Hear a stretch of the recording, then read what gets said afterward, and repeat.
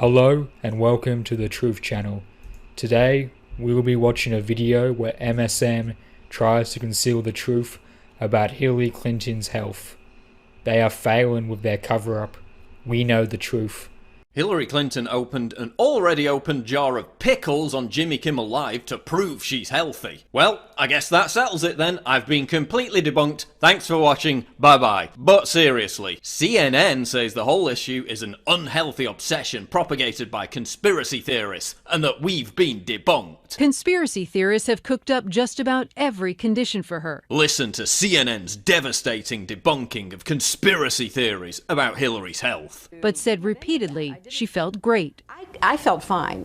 Her husband, Bill Clinton, echoed that, while slamming those fueling the conspiracies. A letter released in July last year from Clinton's internist of 15 years.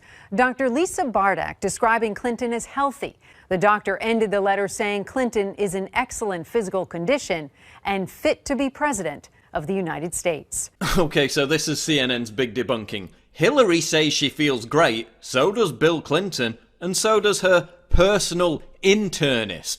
Wow, CNN, what impartial independent sources beyond reproach. Hillary, her husband, and her internist. Notice how CNN doesn't mention Rutgers University professor of medicine Bob Lahita saying that Hillary should undergo assessment by a team of physicians. I don't think it's a conspiracy. And, you know, you go back to the history of our presidents, and we've had many presidents up until Lyndon Johnson who concealed their health during their campaigns. So we have issues here, and I think both candidates should be very forthcoming and have perhaps an impartial panel of physicians review the data and make that kind of a decision before the Americans go to the polls. Notice how CNN also conveniently left out Dr. Drew and the raft of other doctors, neurologists and medical experts who have all questioned Hillary's health. The distrusted mainstream media claims we have no evidence, yet their evidence to debunkers is to say, oh, Hillary says she's fine, so I guess that makes it so. This is why only 6% of Americans trust the mainstream media. It's completely pathetic. Their new tactic is to assert that even questioning Hillary's health is sexist. And honestly, I think there's an element of sexism to this.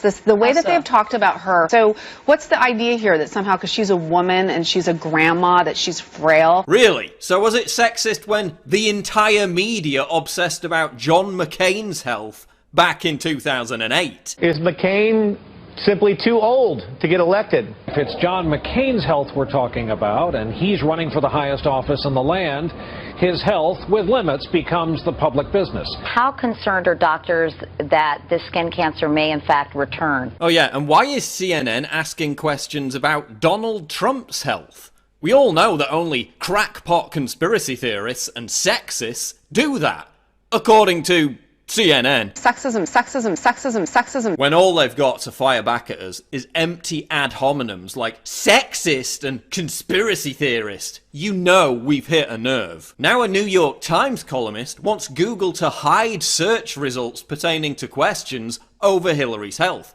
because censorship is so progressive. Even as the establishment media desperately scrambles to run defense, the list of questions about Hillary's health is only growing. Why is she wearing winter clothing in summer? To hide medical devices? Why does she keep disappearing in the middle of a presidential dogfight to take time off? Why is she afraid of facing the press? No press conference for 262 days. Hey Hillary, having Jimmy Kimmel kiss your ass and laugh at your lame jokes for half an hour isn't the same thing as having a press conference. Why hasn't Hillary had a press conference is the top trending search question about Clinton on Google. Why is she on weird medication from the 1960s? Why did documents pertaining to Hillary causing the suicide of Vince Foster disappear from the National Archives? Foster killed himself after being humiliated during one of Clinton's infamous temper tantrums. The same fits of rage that have left her campaign staffers in tears. Now WikiLeaks emails reveal that Hillary was researching decision fatigue syndrome, which causes people to lash out in fits of rage. What's wrong with Hillary's temper? Is this why she's avoided press conferences for the best part of a year? Hillary was then provided information about the drug Provigil. which is used to treat Parkinson's and sleepiness. The mainstream media won't raise any of these questions because they don't have any answers to them. Since my video went viral 3 weeks ago, the whole controversy has imploded. That YouTube video that you played that got so much traffic was from the account of Paul Joseph Watson. As far as I know, he's a writer for InfoWars. Conspiracy theories, they clearly cast a wide net as far as what kind of conspiratorial happenings they're willing to entertain. The standard for their journalistic integrity is not the highest, shall we say. The majority of American voters want Hillary's full medical history to be released. Are they all conspiracy theorists too? Are they all sexists? It's even reached critical meme mass, with Hillary's hospital signs appearing in LA. Now, Hillary is set to give a speech during which she will attack the alt-right. In other words, me, Cernovich, Drudge, Hannity, Breitbart, and anyone else who has pushed the Hillary's health issue. They're panicking.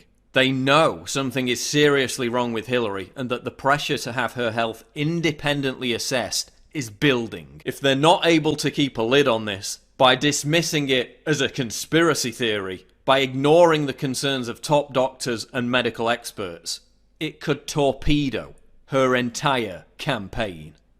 Make sure I'm alive. Oh my God, there's nothing there. There's nothing there.